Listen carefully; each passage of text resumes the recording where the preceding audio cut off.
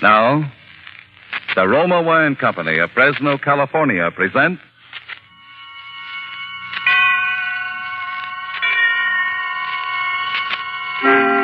Suspense.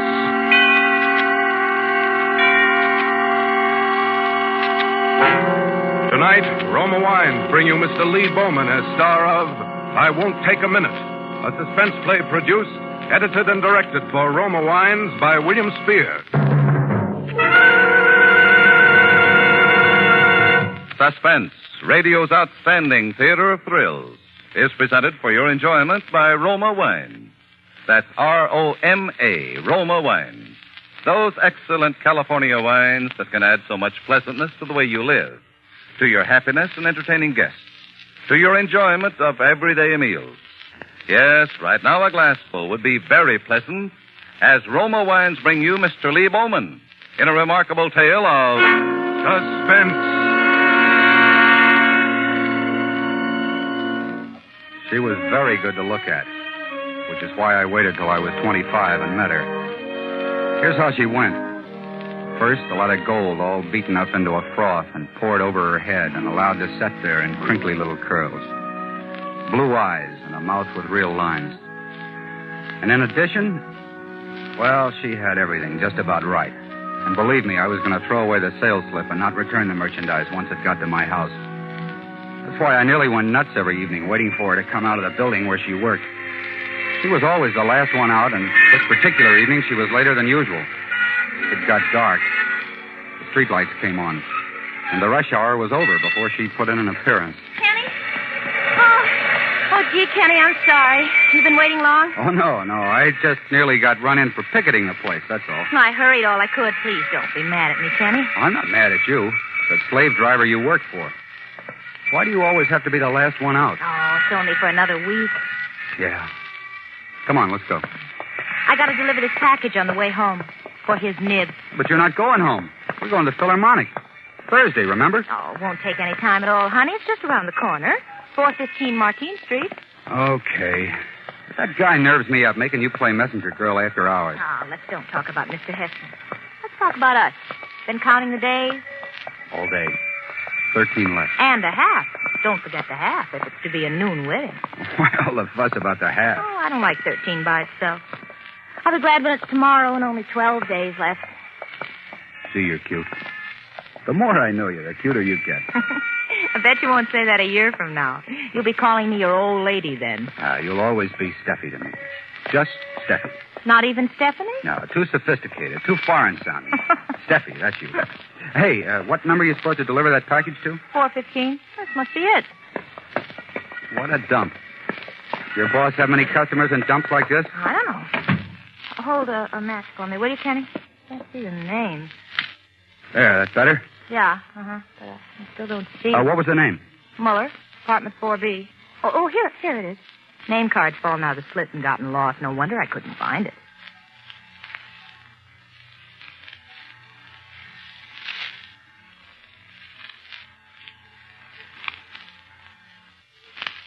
Maybe they're not home.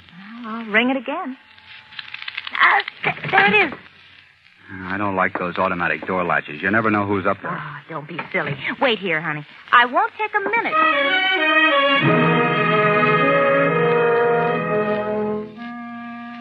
I never timed a cigarette.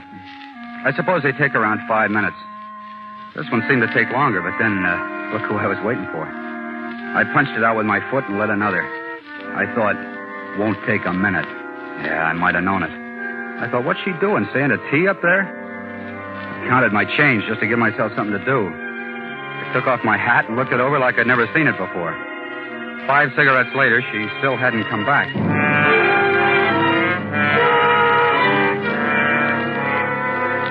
Things happened. Nothing much. Little things that were to last so long.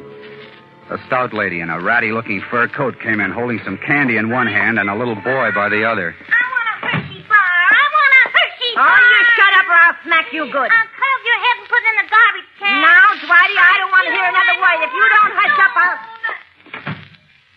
After they'd gone, more waiting started in. I commenced tracing patterns with my feet. Circles, diagonals, Maltese crosses. Finally, I got fed up. I stepped over to the bell panel, picked out 4B, and nearly sent the button through to the other side of the wall. I could hear it ringing away off somewhere. Quiet house. Too quiet. I leaned on the bell till my thumb joint got all white down to my wrist. And something did happen. I heard the door of the automatic elevator open. I waited, nonchalant-like, filing my fingernails. I thought I'd play a little hurt when she arrived. I could see it was her, all right, walking toward me.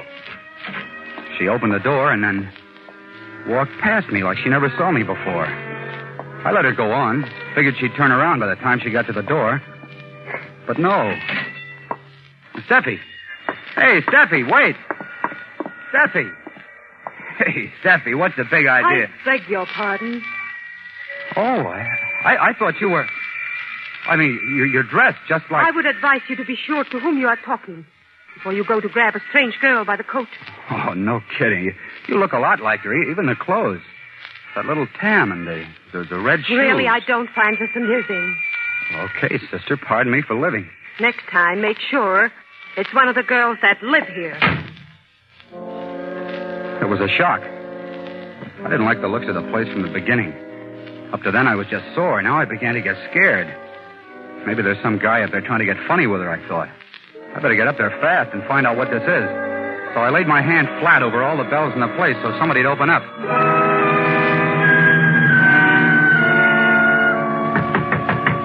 Hey, open up in there. Open up or I'll bust the door down. Do you hear me? Steffi, are you in there, honey? Baby, why don't you say something? Yeah, what's this? Oh, that's what I want to know. Who are you? Building superintendent. You got a pass key to this flat? I have. What do you want in there? My girl. She took a package up. I've been waiting for her downstairs. I don't know how long. She never came down again. Now they won't answer the bell. No, wait a minute, young fella. She couldn't be in this flat. Oh, don't try to tell me. Don't you try to tell me. I say she couldn't be. Why? I'll show you why. Hey. Now, you see why? It's empty. Empty. Nobody lives here. But there was someone here a while ago. She rang the bell and they let her in. Mister, this place ain't been rented for 6 months. Listen, she came in here, I tell you. Yeah. Maybe you and the little girl had a quarrel, eh? Maybe she figured to play a little joke on you. Give you the slip. We never had any quarrel. We're getting married. Why don't you go to her place? You'll probably find her there. Well, she didn't come out again, I tell you. I was there at the door the whole time. What about the back way? Is there a back way out? Not a back way. There's a delivery entrance, but that goes right past my quarters. Nobody went out that way. Muller. The name was Muller. Well, if he doesn't live in 4B, where does he live? Muller. We never had anyone with that name in the whole 12 years I've been working here.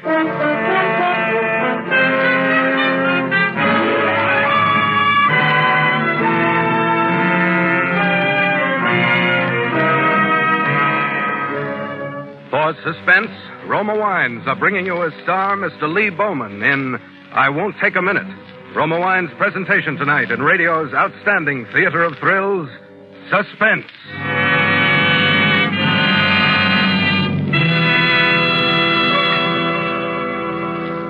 Between the acts of Suspense, this is Truman Bradley for Roma Wines. In the hurried, hectic shopping weeks between now and Christmas, there'll be many a night when you'll be glad to relax in the warmth and comfort of your own home. And what more delightful way to enjoy a quiet, restful evening than with a glassful of Roma California Muscatel and nuts or cake. You'll thoroughly enjoy this magnificent Roma wine, so tempting with the distinctive fragrance of the world-famous Muscat grape, with its rich, mellow sweetness, its glowing golden fire. Roma Muscatel is delightful with desserts, too. Famed hostess Elsa Maxwell says, Roma Muscatel is a sure to please, easy to serve entertainment wine when guests drop in. Like all Roma wines, Roma Muscatel is a true wine, crushed from selected grapes, unhurriedly guided to taste perfection by age-old winemaking skill. And Roma's new low prices save you as much as 1/4. Get Roma Muscatel tomorrow. Insist on Roma, R-O-M-A, for uniformly fine wine quality at low cost. That's why more Americans enjoy Roma than any other wine. And now, Roma Wines bring back to our Hollywood soundstage Lee Bowman as Kenny in Cornell Woolrich's story of a vanishing lady, I Won't Take a Minute. A play well calculated to keep you in suspense.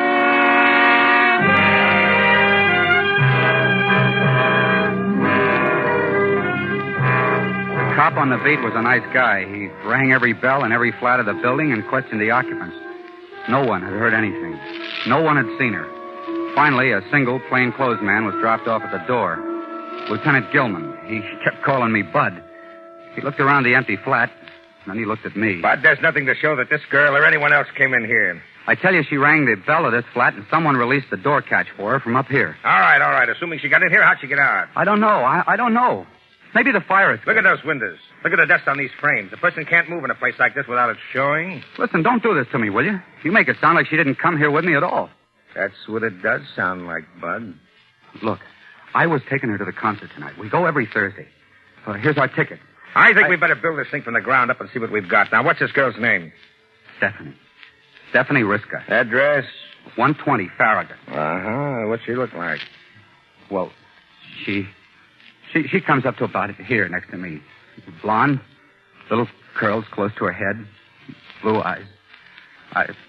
I'm no good at description. Don't let it get you, Bud. I'm not scared because she's gone. I'm scared because she's gone in such a crazy way. I can't get a grip on her. Now, you say you met her at 6:15 outside the Bailey Goodwin building with a package to be delivered here. Who'd she work for? A press clipping service. The Green Star, it's called. It's operated by a guy named Hessen. Big outfit? Just him and a secretary and an office boy. She was getting $22 a week. All right, Bud. You've given me something definite. We'll do some checking. But first of all, we go back to the place she worked.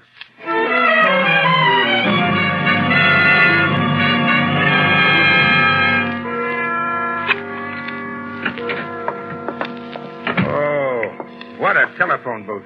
She told me the place was small, but I never figured on this. Not even a window. All right. Let's have a look. Desk. Filing cabinet. Yeah, clippings. Well, so far, your story checks. Except for one thing. What's that? There's no file for anyone named Muller. Oh. This must be her desk. Yeah.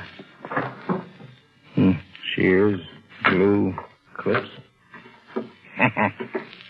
Not much of a personal touch here, not even a hairpin. Uh-oh. Find something? Nothing special. Oh, you found something there. I saw you drop it in an envelope and stick it in your pocket. Listen, Bud, who's running this investigation, you or me? Sorry. You, I guess. Okay, let's keep it that way.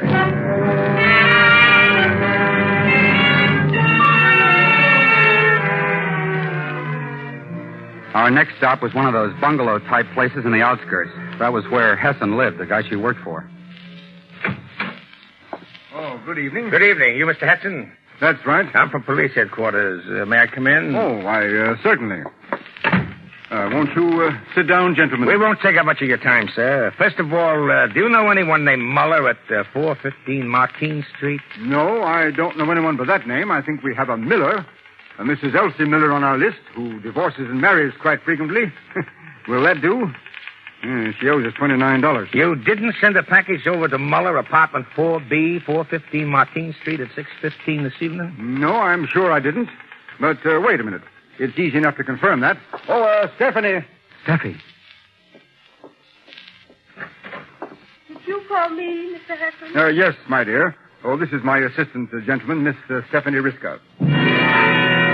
That isn't Steffi. She's calling somebody else by her name. My dear young don't man. understand. She came out of that building while I was waiting. I spoke to her. We'll discuss that later. Now then, miss, how long have you been working for Mr. Hessen? Since October of last year. About 8 months now. And your name is Stephanie Riska? Why, yes, of course. Have you any identification on you? I don't know. Maybe there's something here in my handbag. You mind if I look? It's all right, my dear. He's from the police. Oh, well, in that case. Thank you. Listen, I don't know what these two are trying to pull, but she's not Steffi. You've got to believe me. She came out of that building dressed like Steffi. The way Steffi was dressed when she went in. Stop that, will you? Thank you, Miss Riska. I'm sorry to inconvenience. It's quite all right. I noticed you have quite a supply of chewing gum there. That's hard to get these days. I make a hobby of it. Have some? Oh, thanks. My mouth's kind of dry. Well, Mr. Hester... Oh, it's quite all right. I don't know what this young man has got himself mixed up in, but if we were able to help... Oh, you did help a lot, sir. Ah. Come along, Bud. I've got some more checking to do. This time, it's on you.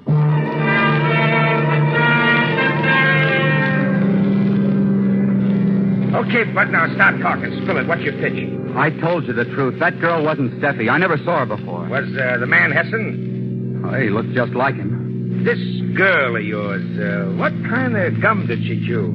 She didn't chew gum. She hated it. You asked me what it was I picked up back there in the office. Well, here's what it was. A wad of gum stuck under the edge of the desk. That girl back there at Hessen's place belongs in that office, Bud. She had a letter addressed to herself in that handbag and her initials on the outside of it. It wasn't a new one and it wasn't fake. What's your racket, Bud? Are you a pushover for mental observation?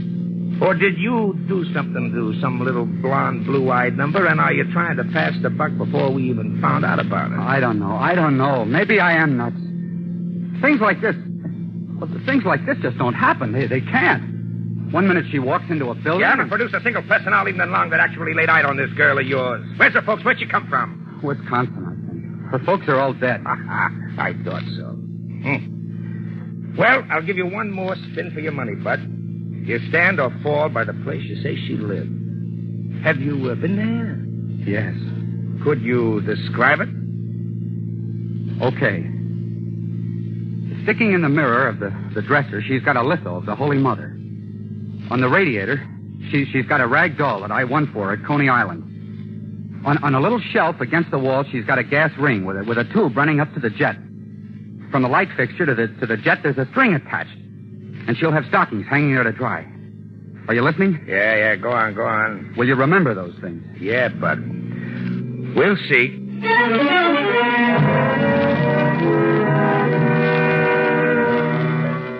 Now listen, Bud. Get this straight. I don't want one word out of you the whole time we're here, you hear? I won't say a word, so help me. Yes? You got a girl named Stephanie Risker living here? Second floor front. She ain't home now. I'm from the police. I think you better let us in. Oh, well, certainly. Let's see her room, please. Yeah, follow me. She's a nice, clean roomer. I'd hate to lose her. I hope she's not in any trouble. No trouble. Now, Gilman, right over there. Hey, it's changed. They've changed it all around. Shut up. Has she always had it fixed this way, ma'am? Well, since the first day she's here. Only one thing I got to complain about. There it is again, chewing gum. She leaves it all over. Let's see that. I thought so. Exhibit C, Bud. Same as the other two. She belongs in that office and she belongs in this room. Look out. You better hold your friend. Let him hold. This isn't anything to the falls he's going to be taking 5 or 10 minutes from now. What'd he do? Murder her? Not her, but I've got a good hunch he murdered someone and picked the wrong number and name out of a hat. I didn't hear any more they said while we were going down the stairs. The light bulbs in the place were doing funny things, turning red, spinning around in spirals. I was still on my feet, but not so as you'd notice it. The spinning didn't stop till we got to the foot of the stairs. The thing that stopped it was an umbrella stand beside the front door. It had a knotty walking stick jutting up out of it. I grabbed it in my free hand as he walked me past it. Watch out, Lieutenant. He's going to... Hey, you!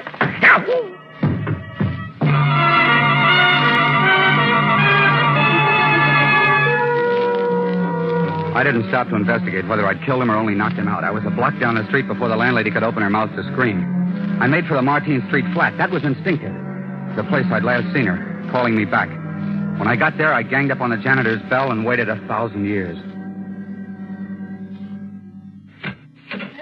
Oh, it's you again. What is it? Didn't you find her yet? What happened to that detective fellow that was with you? He sent me back to take another look. You don't have to come up. Just give me the pass key. All right, son. Come on in.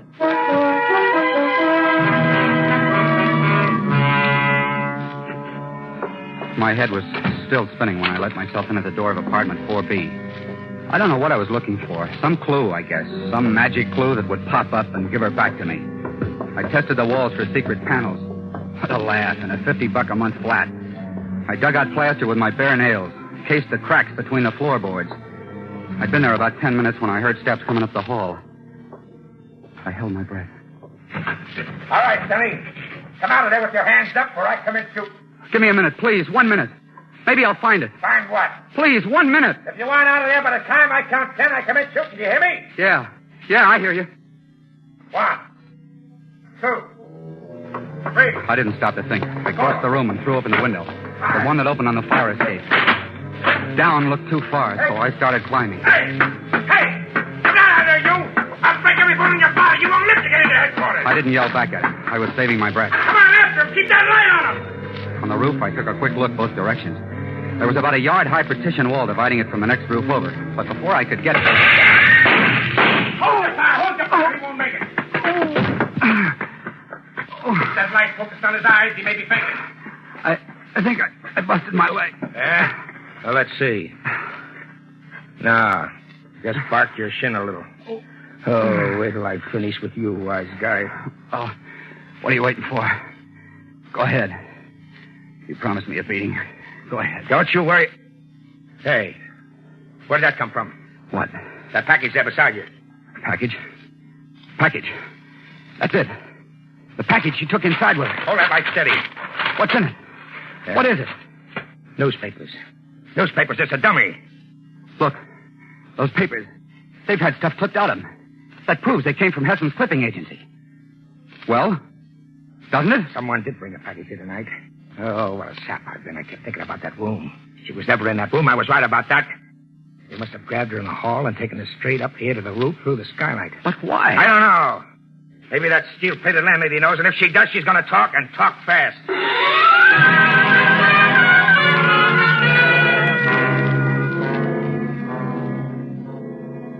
All right, Grandma, come on, spill it. You can't scare me. I've got bigger men than you on my side. What do you mean, your side? Wouldn't you like to know? All I have to do is make one telephone call. I have the number right here. Let's see that number. Take it. Call it yourself. Who gave you that number? Ask me no questions. I'll tell you no lies. Who gave you this number? The FBI man who was here. Now you know who I'm working for. Go ahead. Call the number. Oh, I get it. Tell me, Grandma, what did this FBI man look like? All right, I'll tell you. All you have to do is say yes or no. The guy's about my height, bald, wears pinch glasses, right? Maybe. He got you to work with him so this woman he described as one of his agents could step into the identity of this Stephanie Risker, right? You seem to know all about it. I know more than that. He wasn't an FBI man, and the girl who took Stephanie Risker's place was not a federal agent. Well, then who was he? I'm not sure, Grandma, but I've got a hunch. Calhoun! Yo! Calhoun, get out to Heston's place, Myrtle Avenue, fast, and keep it spotted till we get there. Gilman. Do you think she's already... I don't know. Keep your fingers crossed, Bud, and pray.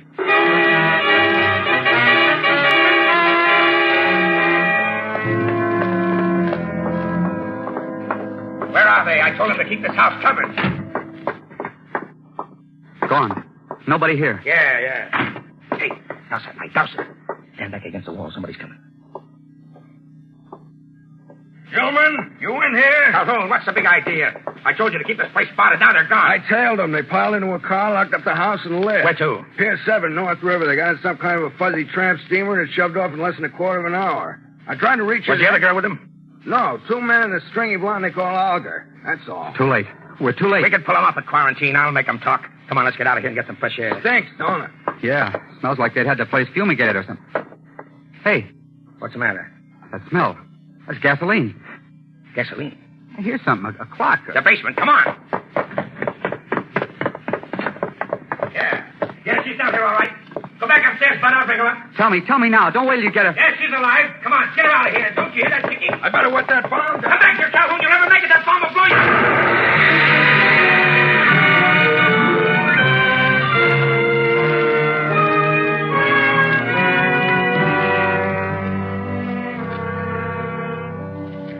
She'll be around a second or two. How's Calhoun? Burned pretty bad. It was an incendiary. Kenny. Oh, baby, it's okay. Sure. Everything's okay now, Steffi. Who are you? This is Lieutenant Gilman. We owe a lot to him, Steffi. Thanks, Lieutenant Gilman. I'm just a dumb flatfoot, Steffi. And I had to be conked over the head before I got wise to what was going on. Even then, I didn't figure it right. I figured Hessen and his pals were a bunch of spies or something. Well, weren't they? Well, Hessen became an American citizen in 1929. Up to now, his record's absolutely clean. Oh, I'm glad of that. I'd hate to be working for a spy. But I don't get it. Why did they want Steffi out of the way? That was Olga's doing, the girl who was impersonating you, Steffi. You see, she's Heston's sister. She's a fugitive from a couple of war crimes and figured the least her brother could do for her was to furnish her with a nice, clean nationality. Their original plan was to bump Steffi off in that empty flat and leave her there without anything to identify her. Only they figured on her coming there alone. There was no time to work out a plan on the spot, so they scrammed over the roof, taking Steffi with them. Hey, Gilman, we're due at headquarters. You coming? Yeah, right away. Well, I gotta go, kid. Thanks, Gilman. Thanks for everything. I'm glad to help you out. Hey, another thing, Bud, you weren't lying about. She is pretty. No hard feelings? I mean, about me hitting you over the head? Oh, say, I almost forgot. Something I meant to give you before we say goodnight. Oh, you've done enough. Oh, that's what you think.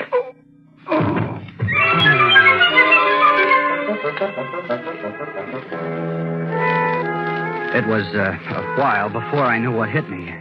Felt like a cement mixer. When my head cleared, Steffi and I had changed roles. She was the one bending over me. And he said to tell you no hard feelings, but when anyone socks Dick Gilman with a walking stick, they get socked back, even if they're the best of friends. He said that, did he? Does it still hurt? I'm still seeing stars. Oh, gee, Kenny, I'm sorry. I don't care. I'm seeing you, too. Listen, it's midnight. Yeah. Only 12 days to the wedding now, baby.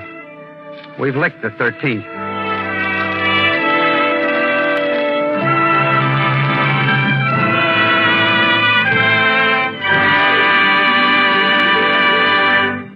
Roma Wines have brought you Lee Bowman as star of I Won't Take a Minute.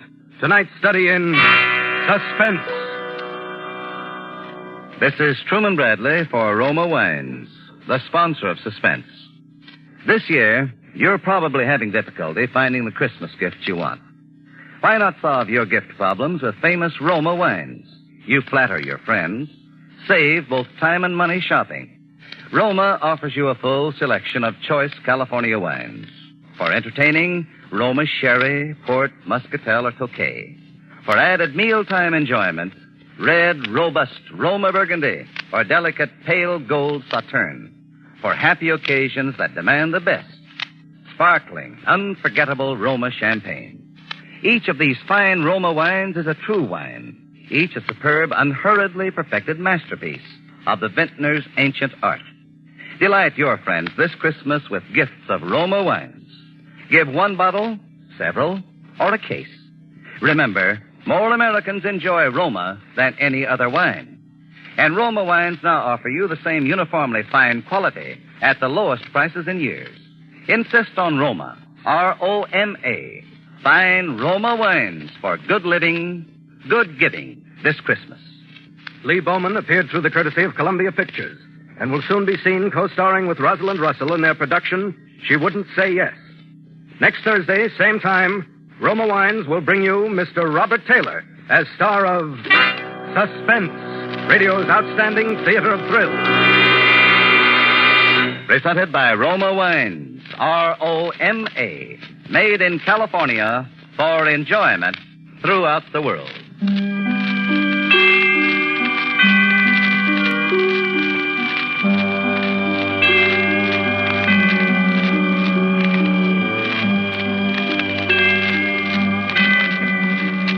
This is CBS, the Columbia Broadcasting System. The Skippy Hollywood Theater, KQW, San Jose, follows in just a moment.